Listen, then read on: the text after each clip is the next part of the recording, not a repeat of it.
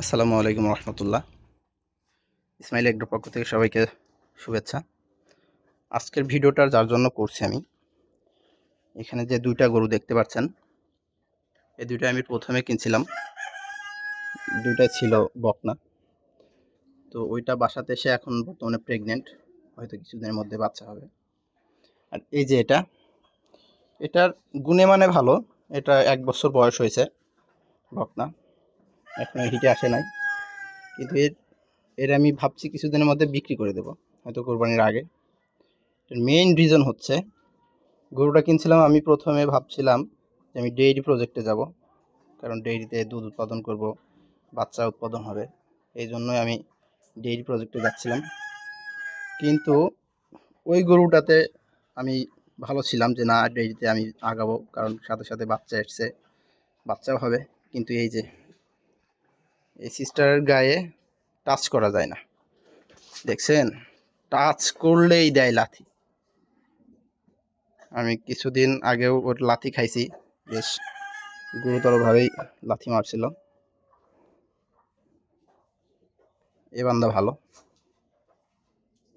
এর গায়ে টাচ করা যায় না, টাচ করলেই লাথি দেয়, সেই হিসাবে অনেক ভালো। এই যে আমাদের মানে ওর টার্গেটই শুধু কিভাবে গুতা দিতে হবে, বুঝছেন। ওর গায়ে যদি আমি সুন্দর করে হাত, ওরে পাওয়া, দেখছেন, ডেঞ্জারাস লেডি কিলার যারে বলে। তো এই গরুটা বিক্রি করতে চাচ্ছি আমি, যেহেতু ফ্রিজিয়ান বকনা, ওলান পালান যদি দেখাই, অন্যদিক থেকে আসলে ভালো আছে, বুঝছেন। শুধু প্রবলেমটাই হচ্ছে লাথি দেওয়া, আর কোনো রিজন নাই। তো যার কাছ থেকে আমি দুধ দহন করব, সে যদি এরকম লাথি দেয়, তাহলে তো আসলে তারে নিয়ে কোনো কিছু ভাবাটা ডিফিকাল্ট। এই কারণে আমি এই যে ষাঁড় গরু নিয়ে শুরু করলাম। ভাবছি ওদেরকে নিয়ে যতটুকু আগাইছি, একটার ওখানেই সমাপ্তি দেবো, আরেকটা যদি কিছুদিন পারি রাখবো। এখন আল্লাহর রহমতে ষাঁড় গরু নিয়ে শুরু করছি। আবার এদিকে যেমন ওই দুটা গরু ভিতরে একটা সরাইয়ে আবার যে এখানে জায়গা করছি, এখানে হয়তো 2টা গরু ধরবে। তো টোটাল ভাবছি ওইটারে বিক্রি করে, বকনটারে বিক্রি করে, এই টাইপের 2টা অথবা ক্রস, ফ্রিজিয়ানের ক্রস, অস্ট্রেলিয়ান ক্রস, এই 2টা উঠাইতে পারি। তাছাড়া আসলে বকনা গরুর প্রজেক্টে আমি একদম শিহরিত। Brother, I love you. Wow, but আসলে খুবই দুষ্টু বলা চলে।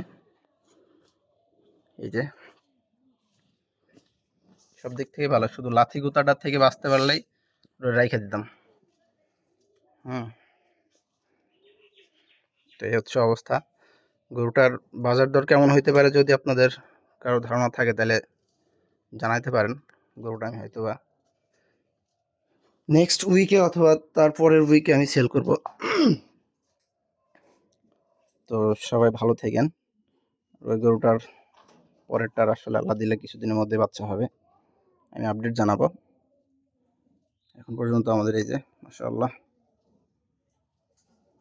আমার এই 2টা গরু এখন গা ধোয়াইলাম, ঠান্ডা পরিবেশে আছে এরা। সবাই ভালো থাকবেন। আসসালামু আলাইকুম রহমতুল্লাহ।